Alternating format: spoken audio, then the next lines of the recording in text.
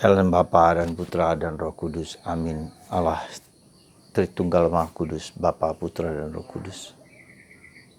Puji syukur kami aturkan kepadamu atas rahmat dan kasih-Mu, bahwa kami Kau panggil terus-menerus untuk menjadi kudus, untuk menjadi suci, dan untuk menjadi murni, seperti yang diminta Putramu Yesus. Berbahagialah orang yang murni hatinya. Bantu kami untuk terus berjuang dan berusaha mencapai dan mengalami pengalaman setinggi itu. Terpujilah namamu kini dan sepanjang segala masa. Amin. Para saudaraku terkasih dalam Kristus, hari ini kita diajak untuk mencontoh Raja Daud. Daud yang murni hatinya. Meski ia diperlakukan dengan bengis, kejam, membahayakan, bahkan mau dibunuh oleh Raja Saul. Diperlakukan tidak baik. Tapi Daud tidak punya dendam, kecewa, kemarahan terhadap Saul. Maka ketika Saul dan Yonatan anaknya yang adalah sahabat dari Daud, Daud menangis terseduh-seduh. Daud memuji keagungan Raja Saul yang telah dipilih Tuhan. Tidak ada kata negatif yang muncul keluar dari mulut Daud. Ini contoh seorang yang tulus dan murni hatinya. Ia tidak melihat pengalamannya diperlakukan tidak adil oleh Saul menjadi alasan bagi dia untuk balas dendam, marah, kecewa kepada Saul. Inilah karakter, ya, karakter dan sifat yang harus kita miliki, ya, dalam penghayatan kita menjadi orang Kristen, orang Katolik. Kemurnian hati, ketulusan hati. Nah, dalam kerangka yang lebih luas, kita bisa melihat bahwa kita diajak untuk memiliki kemurnian hati, ketulusan hati. Ya. Dan dalam kerangka itu pula, maka masa pandemi ini adalah saat yang paling bagus untuk memeriksa, untuk melihat, untuk mendalami, untuk menyelami, ya, karakter kita, ya, untuk menyelami keutamaan-keutamaan yang kita miliki. Dan itulah bagian dari proses pendalaman, proses masuk ke dalam batin kita. Saatnya kita tidak hanya memperhatikan aspek lahiriah yang di saat sekarang ini begitu mempesona hidup manusia. Sangat mempesona, sangat menarik, sangat memikat. Sehingga dia lupa akan ada sesuatu yang jauh lebih dalam daripada sekedar apa yang dilihat di luar. Dan itulah kemurnian hati. Nah, untuk bisa murni hati, maka kita lihat bagaimana Daud dan bagaimana Bunda Maria. Berbahagialah orang yang murni hatinya, karena mereka akan melihat Tuhan.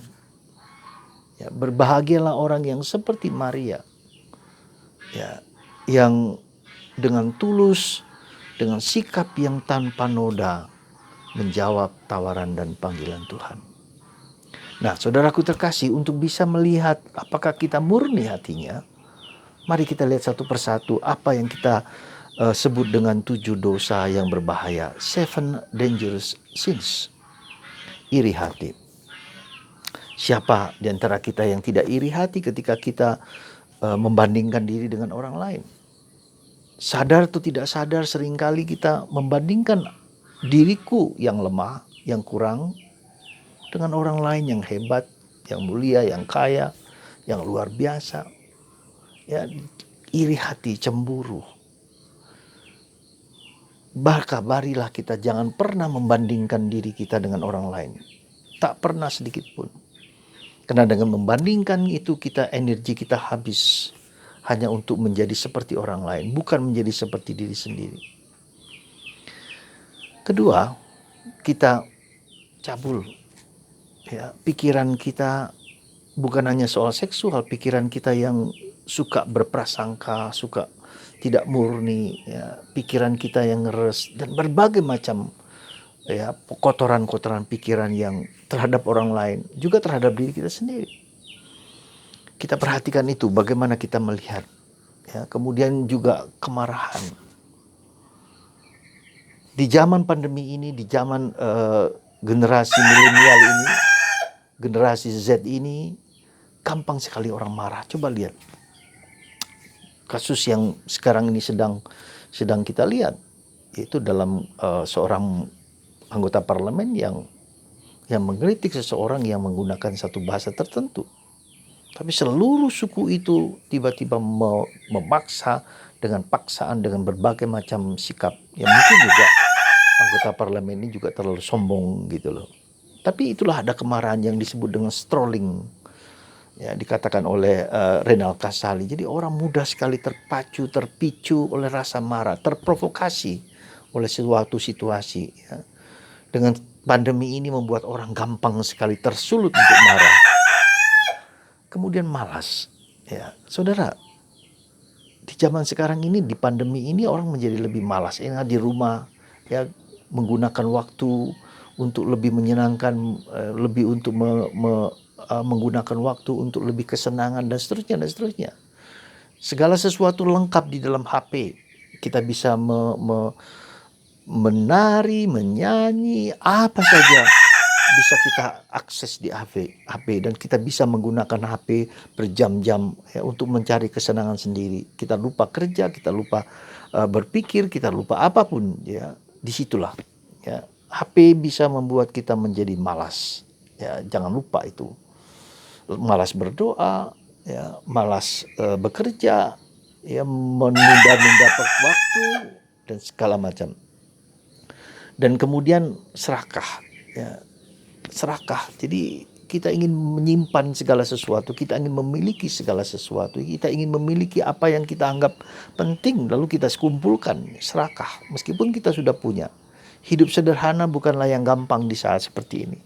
Tawaran-tawaran yang berkelimpahan di luar itu sangat luar biasa. Kemudian yang selanjutnya adalah kikir. Ya, kikir. Siapa yang tidak kikir? Kita semua seringkali juga tidak berani dan tidak mau mengungkapkan kekikiran kita. Kikir itu tidak hanya soal uang, soal materi, soal harga, tapi soal kita membantu, kita murah hati, kita menjadi lebih baik pada orang lain, kita mengorbankan waktu, tenaga supaya orang lain juga menjadi lebih baik. Gitu ya. Nah, saudara, itulah sombong juga kita miliki. Seberapa besar kita juga ingin diri kita dipuji, dihargai, diangkat-angkat. Ya. Coba kita lihat di dalam medsos. Begitu gampangnya orang memamerkan rumahnya yang hebat, sultan dengan segala fasilitas, dengan kekayaan. Ada unsur kesombongan di situ. Ini loh aku. Ya.